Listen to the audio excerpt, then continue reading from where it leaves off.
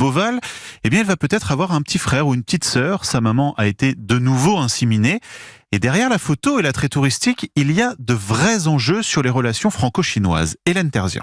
Le signal serait fort, admet Delphine Delors du zoo de Beauval, car l'enjeu est de taille. Une seconde naissance pourrait aider à conserver en France au-delà de 2022 le couple star de parents pandas. Le sujet a même été évoqué par Emmanuel Macron en visite officielle à Pékin avec son homologue Xi Jinping. C'est comme si l'Italie confiait au Louvre un nouveau Léonard de Vinci. Pour les Chinois, c'est quelque chose d'aussi important que cela. Et donc nous avons effectivement ce contrat entre la Chine et nous sur nos programmes de recherche, le fait qu'on va tout mettre en œuvre pour le faire se reproduire. Des peluches vivantes que le zoo cajole en les louant pour plusieurs centaines de milliers d'euros. Ces pandas drainent 2 fois plus de visiteurs. Ils sont aussi un atout diplomatique majeur dans les relations franco-chinoises, explique la spécialiste de l'Asie Françoise Nicolas. Avec cette diplomatie des pandas, comme on appelle ça, ce que la Chine cherche à faire, c'est un peu à amadouer les pays et présenter un visage avenant, pacifique, alors que très souvent on la considère relativement agressive. Mais au-delà des relations globales entre la Chine et l'Union européenne,